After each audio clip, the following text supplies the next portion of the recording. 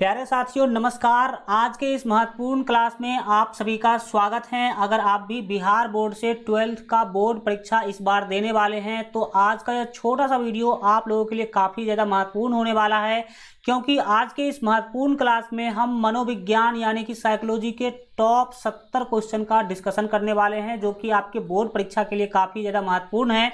तो आप लोग आज की क्लास को शुरू से अंत तक जरूर देखिएगा, क्योंकि यहाँ से बहुत सारा क्वेश्चन जो है आपके बोर्ड एग्जाम में डायरेक्ट जो है देखने को मिलेगा। तो चलिए शुरू करते हैं आज की क्लास को, और आप लोग ध्यान से देखिएगा और हो सके तो कमेंट में आंसर भी करने का कोशिश कीजिएगा। फर्स्ट क्वेश्चन यहाँ पर आपके सामने उपस्थित हो चुका है।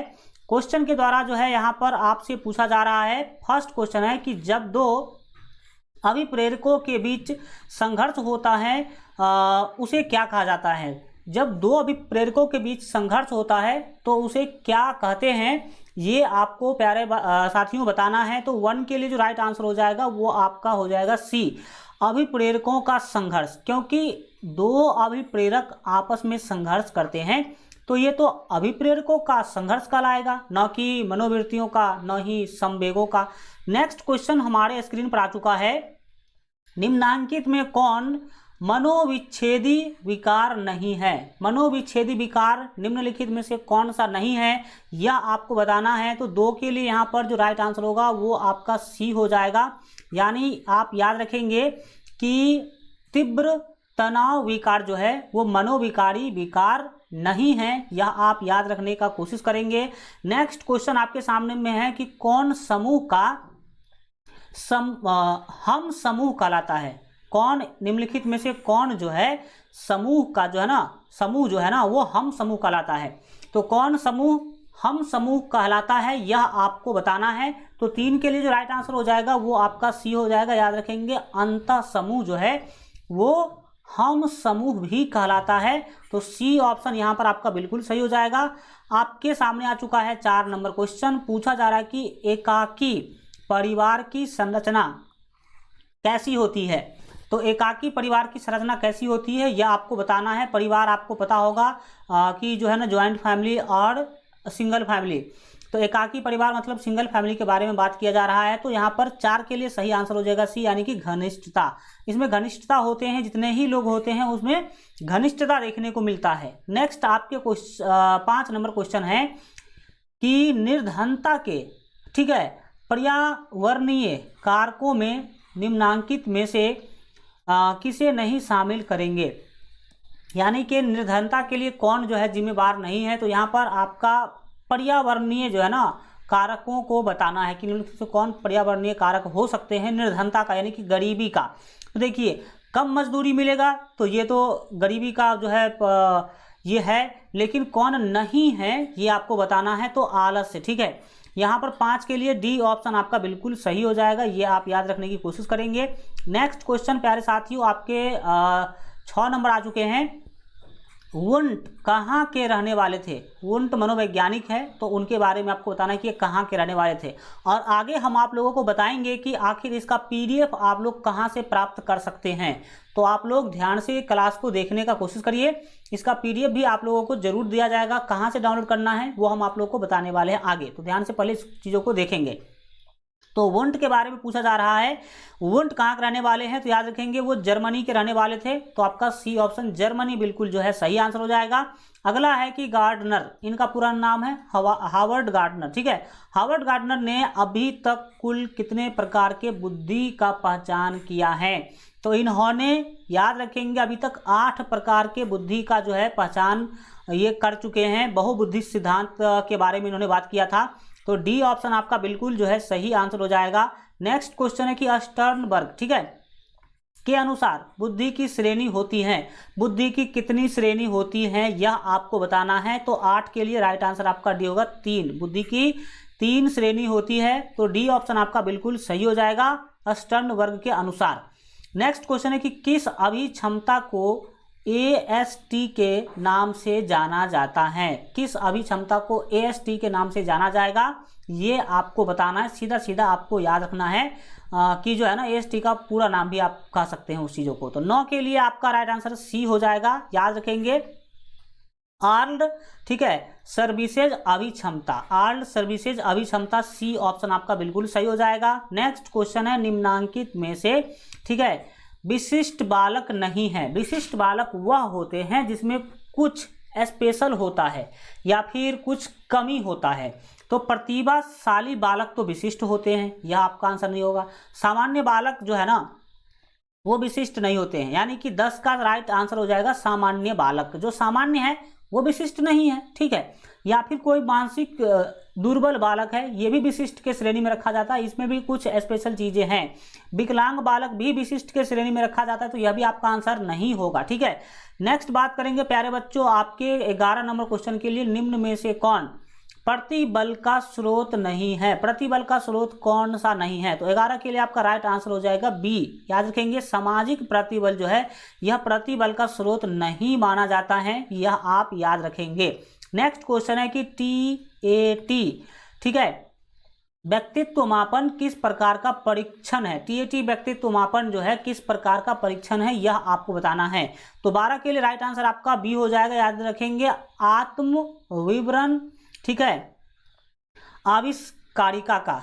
नेक्स्ट बात करेंगे प्यारे बच्चों, हम लोग जो है अपने 13 नंबर क्वेश्चन के लिए पूछा जा रहा है कि व्यक्तित्व सिद्धांत, ठीक है, व्यक्तित्व सिद्धांत के विशेषक उपागम का अग्रणी है, तो ये कौन है, उनका नाम आपको बताना है। 13 के लिए राइट आंसर आपका सी हो जाएगा, याद रखेंगे, ऑलपोर्ट, ठीक है, ऑलपोर्ट यहाँ पर आपका बिल्कुल सही आंसर सी हो जाएगा। नेक्स्ट बात करेंगे साथियों आपके 14 नंबर क्वेश्चन के लिए। 14 नंबर क्वेश्चन है कि निम्नलिखित में से कौन शेल्डन के व्यक्तित्व प्रकार के अंतर्गत समझा जाता है। कौन शेल्डन के व्यक्तित्व प्रकार के अंतर्गत समझा जाता है, यह आपको बताना है। तो 14 के लिए जो यहाँ पर आपका राइट आंसर हो जाएगा साथियों, वो आपका ए हो जाएगा, याद रखेंगे, अंतर्मुखी। ए ऑप्शन यहाँ पर आपका बिल्कुल बिल्कुल सही हो जाएगा। आप ध्यान से जरूर देखिए, शुरू से अंत तक बहुत सारे क्वेश्चन यहाँ से आपको देखने को मिलेगा बोर्ड एग्जाम के अंदर। नेक्स्ट क्वेश्चन आपके सामने है कि निम्नांकित में से कौन स्व का एक प्रकार नहीं है। स्व का कौन जो है प्रकार नहीं है, यह आपको बताना है। तो 15 के लिए यहाँ पर आपका सी ऑप्शन जो है बिल्कुल सही हो जाएगा, सामाजिक स्व। सामाजिक स्व, जब स्व का मतलब होता है खुद, और जैसे ही सामाजिक बात करते हैं तो वहाँ पर आपके खुद के बारे में बात नहीं होती, पूरे समाज के बारे में बात होती है।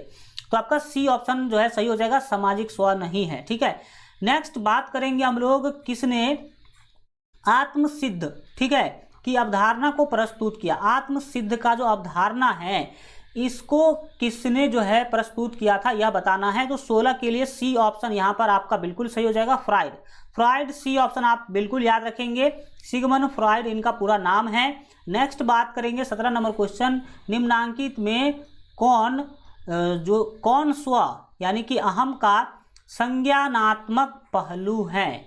कौन जो है स्व यानी कि अहम का, आप अहम, इदम और परा अहम, इसके बारे में आप बात जो है सुने होंगे, पढ़े होंगे अपने साइकोलॉजी के बुक के अंदर, ठीक है। तो आपको यहाँ पर 17 के लिए जो राइट आंसर आपका हो जाएगा वो आपका डी हो जाएगा। याद रखेंगे कि जो आत्म संप्रत्यय है वो भी, इसके बाद आत्म क्षमता भी और आत्म सम्मान भी, ये स्व यानी कि खुद के लिए बहुत ही ज़्यादा जरूरी है। तो इनमें से सभी डी ऑप्शन आपका यहाँ पर बिल्कुल बिल्कुल क्या हो जाएगा, सही हो जाएगा। नेक्स्ट क्वेश्चन आपके सामने है कि व्यक्ति का विशेषक सिद्धांत द्वारा दिया गया है। किसके द्वारा दिया गया, व्यक्ति का विशेषक सिद्धांत। तो 18 के लिए राइट आंसर यहाँ पर आपका हो जाएगा डी, यानी कि याद रखेंगे कैटेल के द्वारा दिया गया था, तो डी ऑप्शन आप याद रखेंगे। नेक्स्ट क्वेश्चन है कि बड़े पंच में निम्नलिखित में से किसे शामिल नहीं किया गया है। तो 19 के लिए जो यहाँ पर आपका राइट आंसर होगा वो डी होगा, याद रखेंगे, प्रभुत्व को इसमें शामिल नहीं किया गया है, तो डी ऑप्शन आपका सही हो जाएगा। नेक्स्ट क्वेश्चन है कि निम्नलिखित में कौन आत्मनियंत्रण के लिए मनोवैज्ञानिक तकनीकी हैं। आत्मनियंत्रण के लिए मनोवैज्ञानिक तकनीकी के बारे में बोला जाए तो याद रखिएगा कि आत्म अनुदेश, ठीक है, और अपने व्यवहार का परीक्षण और आत्म प्रबलन, ये सभी जो है यहाँ पर आपका राइट आंसर हो जाएगा। तो यहाँ पर डी ऑप्शन बिल्कुल बिल्कुल सही है, उपरोक्त सभी। नेक्स्ट बात करेंगे 21 नंबर क्वेश्चन के लिए, किसने कंठा आत्म, ठीक है, आक्रमण किसने कंठा आक्रमण सिद्धांत का प्रतिपादन किया है? तो किसने कंठा आक्रमण सिद्धांत का प्रतिपादन किया? 21 के लिए यहाँ पर आपका सी ऑप्शन बिल्कुल बिल्कुल सही हो जाएगा। एल्डर एवं युंग ने, किसने? एल्डर एवं युंग ने ऐसा किया था, यह आप याद रखेंगे। नेक्स्ट साथियों अपना क्वेश्चन है कि एक प्रभावी मनोवैज्ञानिक की विशेषता होती है। एक प्रभावी मनोवैज्ञानिक जो होते हैं, जो जिनका प्रभाव ज़्यादा दिखता है, वैसे मनोवैज्ञानिक की क्या विशेषता हो सकती है? तो यहाँ पर आपका 22 के लिए जो है आपको पता होना चाहिए कि अगर मनोवैज्ञानिक है तो उनमें सामर्थ्य होना चाहिए, उनमें मनोवैज्ञानिकता जो है होना चाहिए और उत्तरदायित्व का बोध भी होना चाहिए। यानी कि डी ऑप्शन आपका बिल्कुल सही हो जाएगा इनमें से सभी। नेक्स्ट बात करेंगे हम लोग 23 नंबर क्वेश्चन के लिए। क्वेश्चन है कि जब व्यक्ति अपने अहं को किसी कष्टकर इच्छा के ठीक विपरीत इच्छा की प्रेरणा विकसित कर उससे उत्पन्न चिंता से अपने आप को बचाता है तो उसे कहा जाता है। तो उसे हम क्या कहते हैं, यही आपको बताना है। तो 23 के लिए जो साथियों यहाँ पर आपका सही आंसर हो जाएगा वो आपका होगा बी, प्रतिक्रिया निर्माण। प्रतिक्रिया निर्माण कहलाता है जब आपके अंदर कोई चिंता होती है और उसको दबाने की कोशिश करते हैं तो वह कहलाती है प्रतिक्रिया निर्माण। ठीक है, नेक्स्ट बात करेंगे साथियों हम लोग 24 नंबर क्वेश्चन के लिए। किस अवस्था में आपको बताना है कि जननेंद्रियों, जो जनन अंग है ना, उस पर फोकस होता है? तो इसका तो आंसर आप देख करके भी सीधा बता सकते हैं, जनन इंद्रिय अवस्था। ठीक है, जनन इंद्रिय अवस्था के अंदर ऐसा देखा जाता है, यह आप याद रखेंगे। नेक्स्ट क्वेश्चन है 25 नंबर, आपको पूछा जा रहा है कि एनोरेक्सिया के बारे में पूछा जा रहा है कि एनोरेक्सिया नर्वोसा की विशिष्टता होती है। एनोरेक्सिया नर्वोसा की विशिष्टता क्या होती है? तो 25 के लिए यहाँ पर जो आपका सही आंसर हो जाएगा वो सी होगा, निद्रा। ठीक है, व्याघात, निद्रा व्याघात आपका सी ऑप्शन बिल्कुल सही हो जाएगा। ध्यान से देखिए, बार बार मैं बता रहा हूँ कि काफ़ी महत्वपूर्ण क्वेश्चन हम लोग डिस्कशन कर रहे हैं। 26 नंबर क्वेश्चन है कि फ्राइड के अनुसार, ठीक है, ऑडिपस की अवधि में चालक जो है प्रतियोगिता करता है। ऑडिपस की अवधि में चालक किसके साथ प्रतियोगिता करता है, यह आपको बताना है। तो आपके 26 के लिए सही आंसर आपका हो जाएगा डी, पिता के साथ। किसके साथ? पिता के साथ। डी ऑप्शन बिल्कुल सही हो जाएगा। ऑडिपस में क्या होता है ना कि हम रूढ़िवादिताओं को तोड़ने लग जाते हैं, जो मतलब समाज के अंदर गलत चीज़ें चल रही है उसको हम लोग तोड़ने लग जाते हैं। ये आप जो है ना याद रखने की कोशिश करेंगे। नेक्स्ट बातें हैं आपके क्वेश्चन 27 के अंदर, अपने संबंधियों से बातचीत करने में किस दूरी का उपयोग किया जाता है? तो जब कभी भी आप अपने संबंधी से बातचीत करते हैं साथियों, तब जो वहाँ पर हम दूरी रखते हैं वो कहलाता है सामाजिक दूरी। क्या दूरी कहलाता है? सामाजिक दूरी। बी ऑप्शन आपका बिल्कुल सही हो जाएगा। नेक्स्ट क्वेश्चन है यहाँ पर आपके सामने, हाइपोथैलेमस कितने माध्यम से क्रिया प्रारंभ करता है? तो 28 के लिए यहाँ पर आपका राइट आंसर बी हो जाएगा, 2 माध्यम से। कितने माध्यम से? 2 माध्यम से। यहाँ पर आप याद रखने की कोशिश करेंगे। नेक्स्ट प्रश्न है कि तनाव के कई कारण होते हैं। बिल्कुल सही। जिससे तनाव उत्पन्न होता है, बिल्कुल सही है। कई ऐसे कारण हैं जो हमारे दिमाग के अंदर तनाव यानी कि टेंशन उत्पन्न कर सकता है, उन्हें कहा जाता है, उन्हें क्या कहते हैं? तनाव उत्पन्न करने वाले जो कारण होते हैं उन्हें हम क्या कहते हैं? तो 39 के लिए बी ऑप्शन से होगा, प्रतिबलक। प्रतिबलक कहा जाता है उसे जिसके कारण हमारे माइंड में तनाव उत्पन्न होता है। नेक्स्ट बात करेंगे हम लोग 30 नंबर क्वेश्चन के लिए। पूछा जा रहा है कि भीरो या भागो। भीरो या भागो का मतलब है या तो आप सामने वाले से भिड़ जाइए। सामने वाले का क्या मतलब है? सामने वाला का मतलब सीधा सीधा यहाँ पर आता है कि आप अपने प्रतियोगिता में या फिर आप अपने कामों के साथ या आप अपने बाधाओं के साथ या तो भिड़िए या वहाँ से आप अपने बाधाओं को छोड़कर भाग जाइए। तो याद रखिएगा प्यारे बच्चों, जो अपने बाधा से लड़ा है, भिड़ा है, वही आगे बढ़ा है। भागने वाला कभी आगे बढ़ नहीं सकता। तो क्वेश्चन क्या है? भीरो या भागो अनुक्रिया का संबंध है, किस से संबंध है ये आपको बताना है। तो 30 के लिए यहाँ पर राइट आंसर आपका भी हो जाएगा, कैनन। कैनन से संबंधित है। कैनन ने ही यह जो संबंध है बताने का कोशिश किया था। नेक्स्ट बात करेंगे हम लोग क्वेश्चन नंबर 31 के लिए, किस मनोवैज्ञानिक ने दबाव का जो है सामना करने हेतु संकल्पना निर्धारण एक गत्यात्मक प्रक्रिया के रूप में किया, यह आपको बताना है। तो 31 का जो सही आंसर हो जाएगा वो आपका सी होगा, याद रखेंगे। लेजारस तथा फोकमैन ने, लेजारस तथा फोकमैन, यहाँ पर आपका सी ऑप्शन बिल्कुल बिल्कुल सही हो जाएगा। नेक्स्ट क्वेश्चन बात करेंगे, निम्नांकित में से कौन संघर्ष समाधान युक्ति है? संघर्ष समाधान युक्ति निम्नलिखित में से कौन है, यही आपको प्यारे साथियों बताना है। तो 32 के लिए आपका डी ऑप्शन सही हो जाएगा। याद रखेंगे कि संघर्ष समाधान युक्ति, याद रखेंगे आपको समझौता वार्ता पहले करना होगा। ये आप पारस्परिक संपर्क भी कर सकते हैं या अनुकूल विधान भी निकाल सकते हैं। तो डी ऑप्शन आपका बिल्कुल यहाँ पर सही हो जाएगा।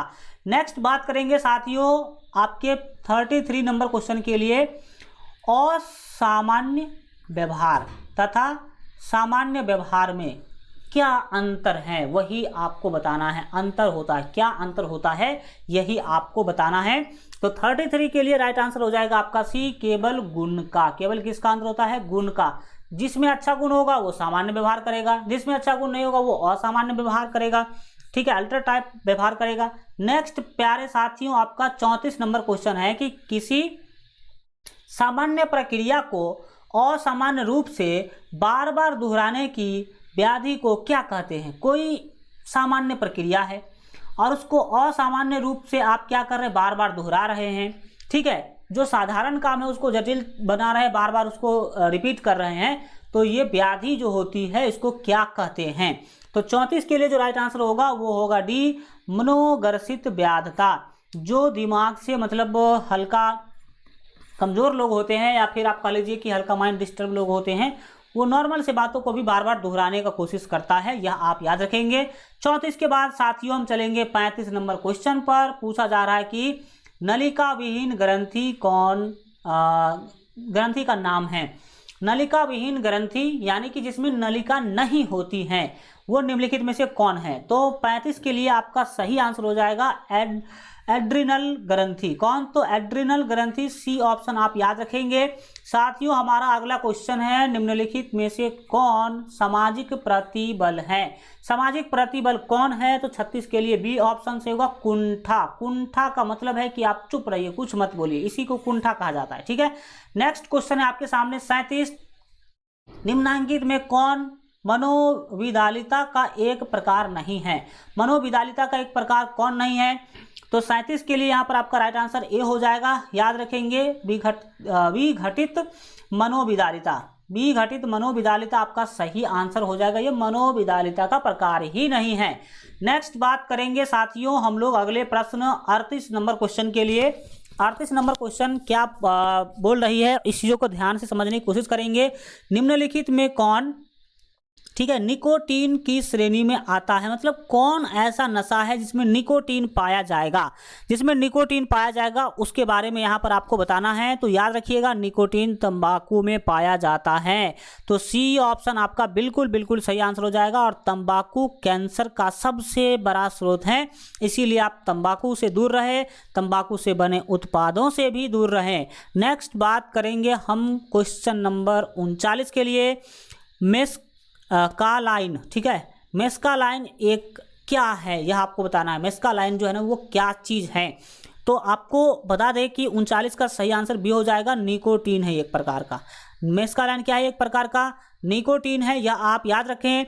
नेक्स्ट प्रश्न साथियों हमारा है कि निम्नलिखित में से कौन, ठीक है, आलंबिता विकार के लक्षण नहीं है? आलंबिता विकार के लक्षण निम्नलिखित में से कौन नहीं है, यह आपको बताना है। तो 40 के लिए जो साथियों यहाँ पर आपका सही आंसर हो जाएगा वो आपका ए होगा, खूब खाना। खूब खाना ए ऑप्शन, बहुत खाइएगा, इससे आप जो आलंबिता है इसको कोई प्रभाव नहीं पड़ता है। नेक्स्ट बात करेंगे साथियों हम लोग 41 नंबर क्वेश्चन, सामान्य असामान्य तथा श्रेष्ठ में केवल का अंतर है। केवल का अंतर होता है, किस चीज़ का अंतर होता है? केवल किस चीज़ का अंतर होता है? सामान्य, असमान तथा श्रेष्ठ में केवल किस चीज़ का अंतर होता है? तो 41 के लिए जो राइट आंसर हो जाएगा वो ये होगा मात्रा का, केवल मात्रा का ही अंतर होता है। नेक्स्ट बात करेंगे हम लोग क्वेश्चन नंबर 42 के लिए। DSM 4 में कितने आयाम है यह आपको बताना है।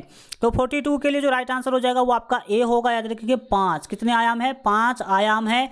नेक्स्ट बात करेंगे साथियों हम लोग क्वेश्चन नंबर 43 के लिए। किस मनोवैज्ञानिक ने, है ना, मैस्मेरिज्म चिकित्सा सिद्धांत की स्थापना की? तो 43 के लिए जो राइट आंसर यहाँ पर आपका हो जाएगा वो डी हो जाएगा, याद रखेंगे एंटन मैस्मर। डी ऑप्शन आपका बिल्कुल सही हो जाएगा। नेक्स्ट बात करेंगे साथियों हम लोग यहाँ पर अपने 44 नंबर क्वेश्चन के लिए। क्वेश्चन है संवेदन मंदक औषधियों का मुख्य कार्य होता है। संवेदन मंदक औषधि जो है ना उसका काम क्या होता है, यही आपको बताना है। तो 44 के लिए सी ऑप्शन आपका सही होगा, विभ्रम उत्पन्न करना, ये आप याद रखेंगे। 45 नंबर क्वेश्चन है कि व्यवहार चिकित्सा की किसकी साथियों? तो यहाँ पर आपको बोला जा रहा है व्यवहार चिकित्सा की निम्न में से कौन सी तकनीक उपयोग में नहीं लाई जाती? तो व्यवहार चिकित्सा की जो तकनीक है वो याद रखेंगे कि उपबोधक चिकित्सा जो है ना ये व्यवहार में नहीं लाई जाती है। तो यहाँ पर आपका डी ऑप्शन बिल्कुल सही हो जाएगा। नेक्स्ट बात करेंगे कि व्यक्ति का शारीरिक हाव भाव किस श्रेणी का कौशल है। शारीरिक हाव भाव किसी का अच्छा होता है, किसी का ऐसे अल्टर टाइप होता है, तो ये किस कौशल के अंतर्गत आएगा? तो 46 के लिए आपका बी ऑप्शन संचार कौशल। संचार यानी कि बातचीत करने के समय आपका बॉडी लैंग्वेज कैसा है, आपका जो शारीरिक हाव भाव है, शरीर का जो मूवमेंट है वो कैसा है, ये संचार कौशल के श्रेणी में साथियों आता है। नेक्स्ट क्वेश्चन आपके सामने है यहाँ पर 46 के बाद 47 पूछा जा रहा है कि सेवार्थी केंद्रित चिकित्सा को किसने प्रतिपादित किया? तो 47 के लिए जो यहाँ पर आपका राइट आंसर हो जाएगा साथियों वो हो जाएगा आपका बी, यानी कि सिगमंड फ्रॉइड ने। फ्रॉइड यहाँ पर आपका बिल्कुल जो है फ्रॉइड बिल्कुल सही आंसर हो जाएगा, सी है। ये 1 मिनट रुकिएगा, 1 मिनट, हल्का इसमें कुछ टाइपिंग मिस्टेक है। तो यहाँ पर आपका राइट आंसर हो जाएगा रोजर्स, ठीक है ना, रोजर्स होगा, क्योंकि 47 का आंसर जो है ना बी आपका रोजर्स हो जाएगा। तो आप बी ऑप्शन जरूर याद रखेंगे। नेक्स्ट बात करेंगे हम लोग 48 मनोवृत्ति परिवर्तन से संतुलन का प्रतिपादन किसने किया था? तो 48 के लिए यहाँ पर आपका सी ऑप्शन होगा, मोहसिन ने। किसने? मोहसिन। सी ऑप्शन आपका बिल्कुल सही हो जाएगा। नेक्स्ट बात करेंगे निम्नांकित में कौन जैव आयुर्विज्ञान चिकित्सा नहीं है? तो 49 के लिए यहाँ पर आपका ए ऑप्शन सही होगा, यानी कि सेवार्थी केंद्रित चिकित्सा जो है ना वो ए ऑप्शन बिल्कुल सही हो जाएगा। अगला प्रश्न है आपके सामने, शारीरिक बनावट पर सर्वाधिक प्रभाव किस तत्व या शक्ति का पड़ता है? तो 50 के लिए सी ऑप्शन आपका सही होगा, वंशानुक्रम का। किसका? वंशानुक्रम का। अगला प्रश्न है कि निम्नलिखित में दुर्भिक्ष का लक्षण है, दुर्भिक्ष का लक्षण क्या है? तो 51 के लिए जो राइट आंसर होगा वो आपका ए होगा, पेट में विकार दुर्भिक्ष के लक्षण कहलाते हैं। तो ए ऑप्शन ही बिल्कुल सही आंसर हो जाएगा। 1 मिनट। हाँ, अगला क्वेश्चन अब हम लोग देखेंगे 52, चूंकि 51 हम लोग देख चुके हैं। तो 52 निम्न में से कौन परामर्श का क्षेत्र नहीं है? किसमें परामर्श नहीं लेने की जरूरत होती है? तो यहाँ पर आपका जो 52 का जो सही आंसर हो जाएगा वो साथियों यहाँ पर आपका बी होगा, शैक्षिक। बी ऑप्शन आपका बिल्कुल जो है सही आंसर होगा। नेक्स्ट बात करेंगे आपके 53 के लिए कि उत्तम स्वास्थ्य हेतु किस भारतीय मनीषी ने अष्टांग मार्ग को प्रतिपादित जो है किया? तो यहाँ पर आप याद रखेंगे अष्टांगीन मार्ग देने का काम गौतम बुद्ध ने किया था। तो गौतम बुद्ध यहाँ पर ए ऑप्शन आपका बिल्कुल सही हो जाएगा। निम्नांकित में से कौन मनोवृत्ति का तत्व नहीं है? तो 54 के लिए राइट आंसर आपका सी हो जाएगा, याद रखेंगे स्मृति तत्व। कौन? स्मृति तत्व यहाँ पर आप याद रखेंगे। हल्का ये जो मतलब ऑप्शन है ना, टाइपिंग मिस्टेक हो गया, नीचे का ऊपर, ऊपर का नीचे हो गया है, तो ये ठीक है, इसमें आपको शक करने की कोई जरूरत नहीं है। 55 है कि सामान्य अनुकूलन संलक्षण, ठीक है, या GAS के है ना संप्रत्यय को किसने प्रस्तुत किया? तो 55 के लिए राइट आंसर यहाँ पर आपका भी होगा, याद रखेंगे, हैंस लेरी, हैंस सेली यहाँ पर आपका बिल्कुल जो है सही आंसर हो जाएगा। नेक्स्ट बात करेंगे 56 की, छवि निर्माण की प्रक्रिया में निम्न में से कौन भी उपक्रिया होती है? कौन भी उपक्रिया होती है? तो 56 के लिए जो यहाँ पर आपका राइट आंसर होगा वो डी होगा। याद रखेंगे कि चयन का, संगठन का और अनुमान, इसमें से सभी का होता है, तो डी ऑप्शन आपका बिल्कुल बिल्कुल सही हो जाएगा। नेक्स्ट बात करेंगे निम्न में से कौन छवि निर्माण की प्रक्रिया में सम्मिलित नहीं है? तो छवि निर्माण की प्रक्रिया में कौन शामिल नहीं है? 57 के लिए जो यहाँ पर आपका बिल्कुल सही आंसर हो जाएगा डी, अनुमान। अनुमान लगाकर के आप कोई बड़ा छवि निर्माण नहीं कर सकते हैं, इसके लिए मेहनत करना ही पड़ेगा। समूह संघर्ष का कारण कौन नहीं है? तो समूह संघर्ष का कारण अगर पूछा जाए तो आप बताइएगा कि पुरस्कार संरचना जो है ना वो नहीं है। समूह संघर्ष के अंदर पुरस्कार वगैरह से कोई काम चलने वाला नहीं है।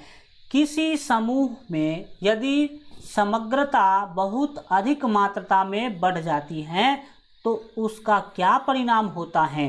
तो 59 के लिए जो यहाँ पर आपका ए ऑप्शन है बिल्कुल ही सही हो जाएगा। समूह सोच की उत्पत्ति होती है। समूह सोच मतलब ग्रुपिंग थिंकिंग, ठीक है, ग्रुप थिंकिंग के बारे में और ज़्यादा ज्ञान बढ़ता है।